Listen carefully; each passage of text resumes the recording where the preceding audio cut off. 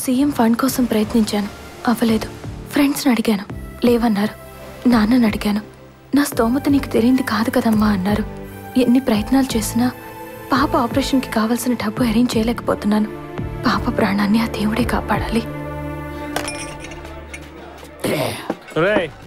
Party ఇచ్చావు కాబట్టి నీకేం కావాలో కోరుకొని ఇచ్చేస్తాను.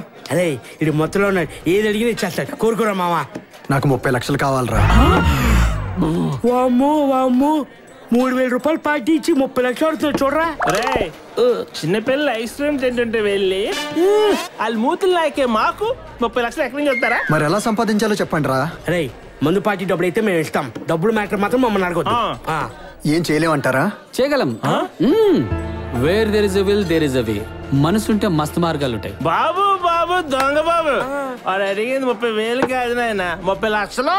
తెలుసు నాయనా, ఈ చేత్తో ఎన్నో లక్షలు సంపాదించా, అదో లెక్కన. ఎలా రా? అరే నువ్వు రేపు నాతో రా, నీకు ఒక పొలిటికల్ లీడర్ ను పరిచయం చేస్తా. అతను చెప్పిన పనులన్నీ మన నలుగురం చేయగలిగితే డబ్బులు వచ్చేస్తాయి. It's very easy. థ్యాంక్స్ రా, ఇప్పుడు నా మీద నాకు నమ్మకం కలిగింది. రేపే మనం అక్కడికి వెళ్దాం. వెళ్దామా సార్? 3 గ్లాసులు పెట్టారు, ఇంకా 2 వస్తారా? రారు, అవి కూడా నేనే కొట్టాలి. ఎందుకు సార్? ఎందుకంటే మేము ముగ్గురు మంచి క్లోజ్ ఫ్రెండ్స్. ఓకే. ఇదే బారుకు రోజు వచ్చి మందు కొట్టేవాళ్ళం. వాళ్ళల్లో 2 మందు బాగా కొట్టి కొట్టి చనిపోయారు. అప్పటి నుండి వాళ్ళు ఫీల్ అవ్వకుండా ఉండటానికి వాళ్ళ మందు కూడా నేనే తాగుతున్నాను. ఫ్రెండ్షిప్ అంటే ఇలా ఉండాలిరా. కరెక్ట్ రా, డెఫినెట్ గా వెళ్ళి కలుద్దాం రా. తప్పకుండా మన అందరం వెళ్ళి కలుద్దాం రా. రా బ్యారర్. సార్ చెప్పండి సార్. ఒరే ఇది మందా మజ్జిగ మురికి నీళ్ళు రా.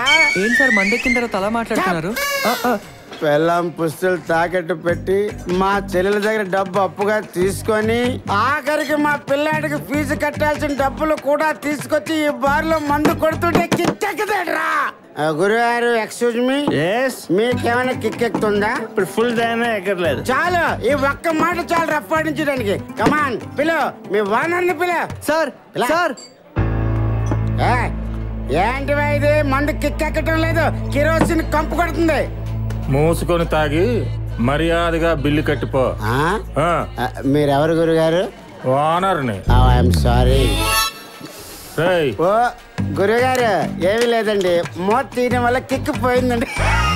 ఏమనుకోకండి ఏమనుకోకండి. రేయ్ ఆ ఛానల్కి నేను ఇంక వెళ్ళను రా. ఎంతో కష్టపడి షూట్ చేసినా కనీసం అది టెలికాస్ట్ కూడా చేయలేదు.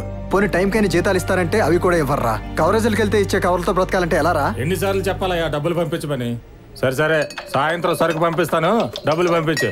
మనం పంపించే సరుకు పల్లెటూరుకే పెట్టారా, నేను మళ్ళీ కాల్ చేస్తాను. ఒరే ఏంట్రా కలపడం, ఒళ్ళు దగ్గర పెట్టుకుని కలపరా.